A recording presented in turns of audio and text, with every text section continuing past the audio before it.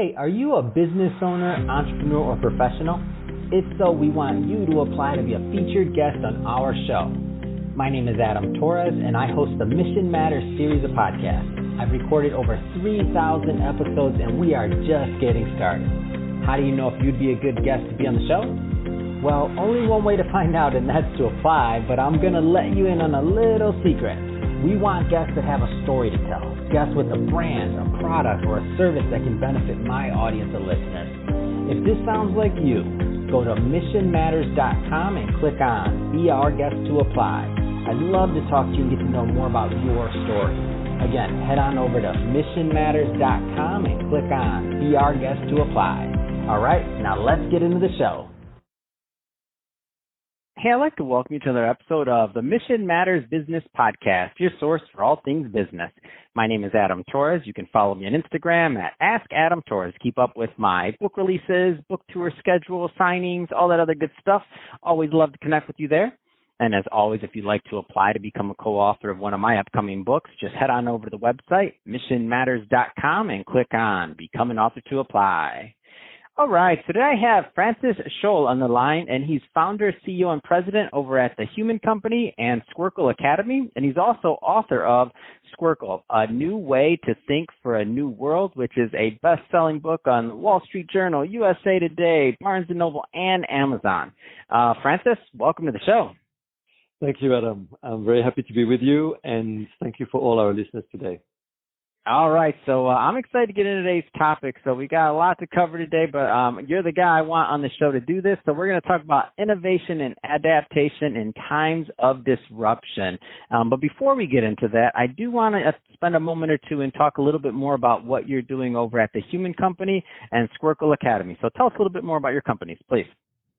Sure. So my work really consists in bringing deep thinking and the latest research in cognitive science to help organizations solve complex problems and adapt, innovate, and thrive in disruption. And I will explain what deep thinking is. It's really going beyond the logical mind, which can only say right or wrong, taller or shorter. And of course, there's many more nuances to life.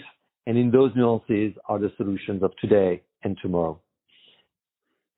So I want to just dive right into today's topic. So innovation and adaptation in times of disruption. First thing first, I think a great place for us to start. So why do companies have such a hard time innovating? There's research there that innovation is about implementation much more than it is about ideation. That's research that was conducted by McKinsey with about 6,000 or 7,000 executives across industries around the world. And they've conducted that research for many years over. And what it showed is that it's really about mobilizing people around those new solutions that come out of the innovation funnel.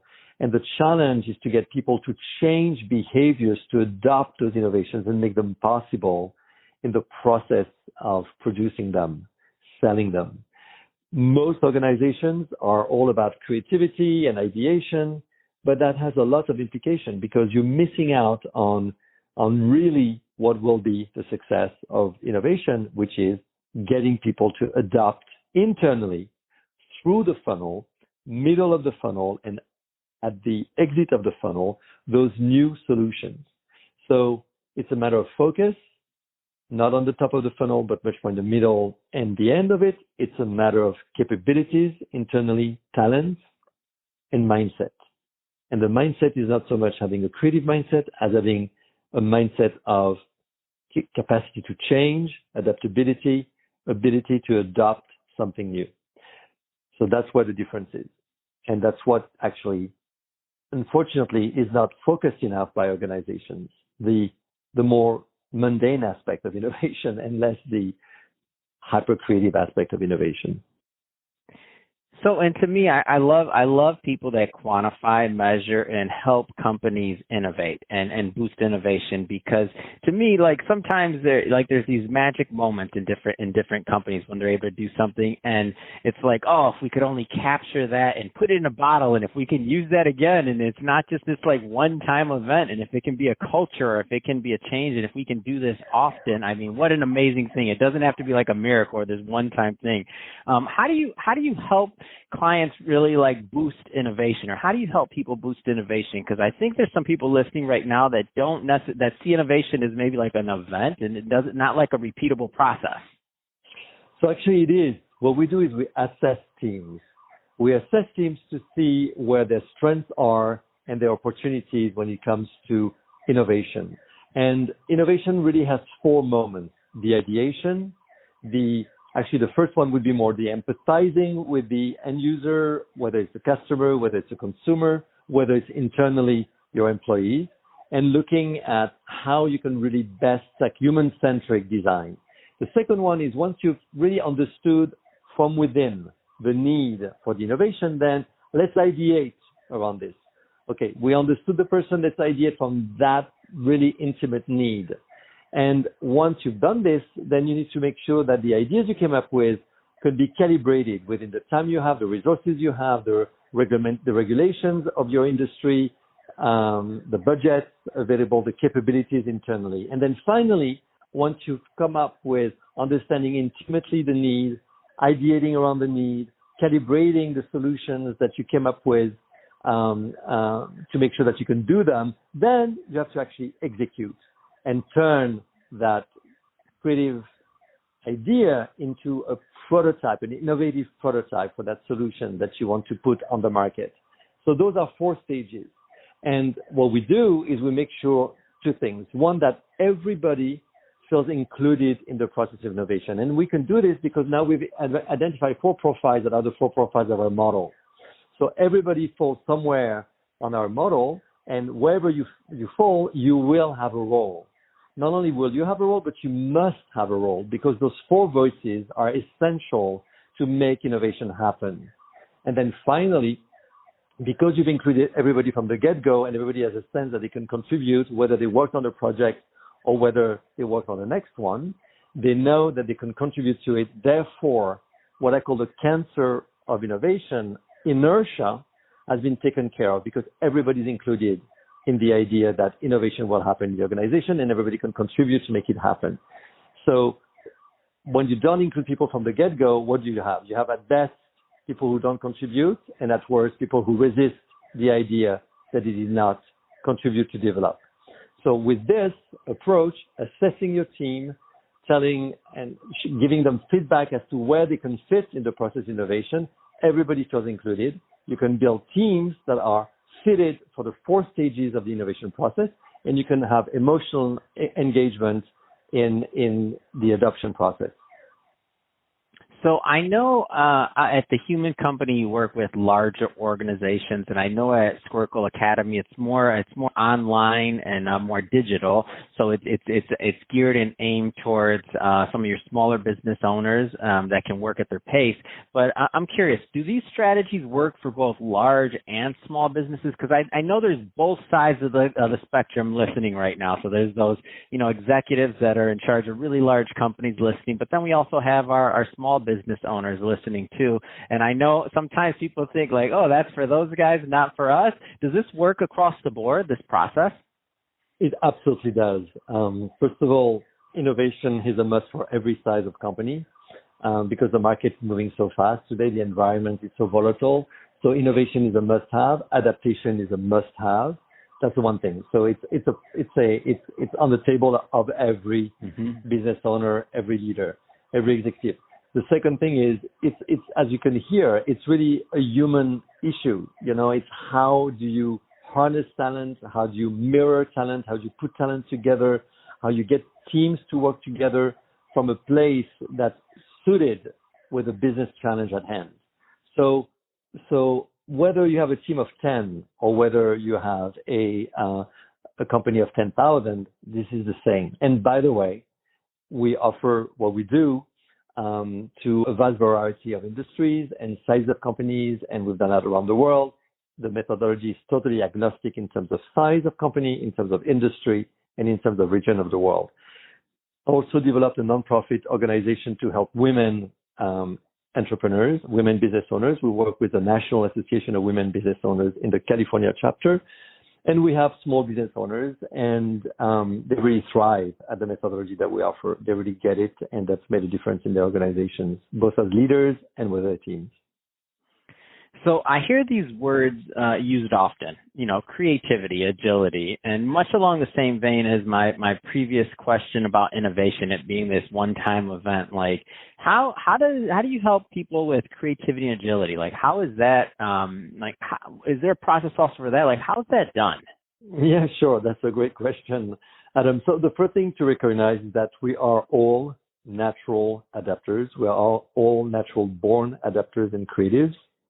That's just to be human. You constantly adapt, whether it's driving your car, whether it's walking on the street, whether it's educating your children. So we are all constantly adapting and creating new ways of doing things, whether we notice it or not. This is our human nature. Now, that adaptation and creativity live mostly in instinct, in your guts, in your body. This is how you access creativity. Why?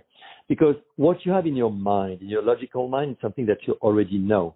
Okay, that is in the square of what you know.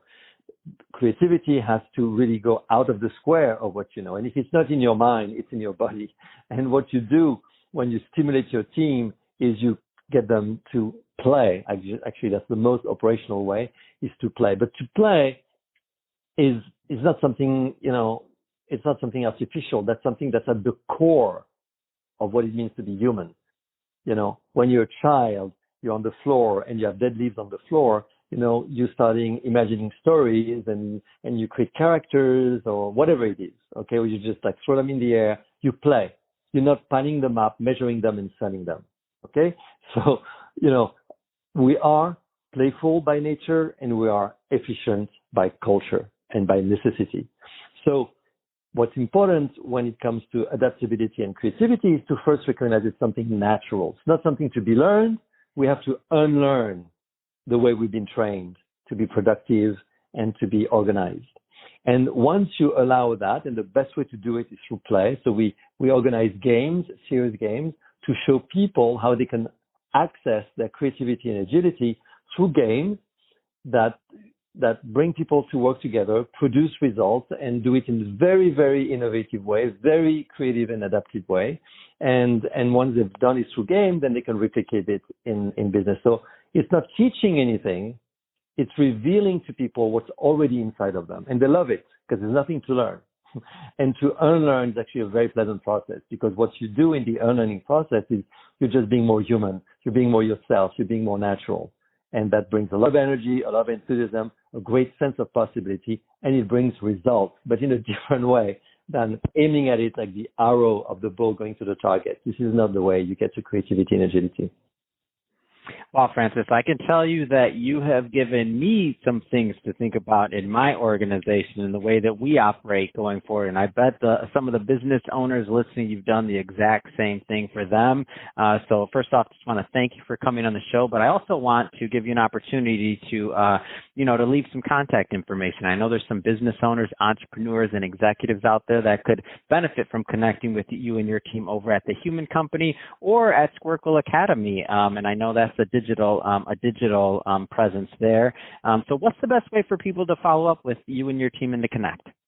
Sure, absolutely. So why don't you text the word Squircle, Squircle, Squircle, to number 484848. So text the word Squircle, Squircle,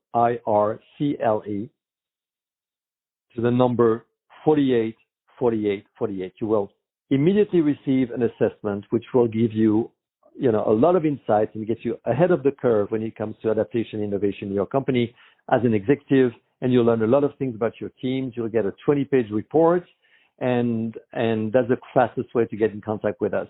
Now, if you want to book a consultation with me, go to squircleacademy.com and scroll, and you'll see book a consultation. And we can spend 10, 15 minutes. If you've not taken the test yet, you can take it. It's only 3 minutes. If you already have taken it, then we'll go and we'll jump right into your profile and discuss it, and you'll gain insights to apply exactly what I explained today in 3 very simple steps that can get you far ahead of competition only in 15, 20 minutes of conversation. And Adam, do the same. Take the test and call me up. I'll help you with the organization. Fantastic. Well, Francis, been awesome having you on the show today. Really appreciate it. And to the audience, as always, thank you for tuning in. If you are a first-time listener, do not forget, hit that subscribe button. Would love to have you come back and listen to some more episodes.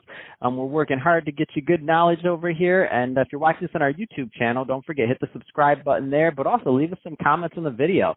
Love to know what kind of projects and things that you're working on. And Francis, thanks again for coming on the show. But of course, thank you, Adam, and thank you to your listeners.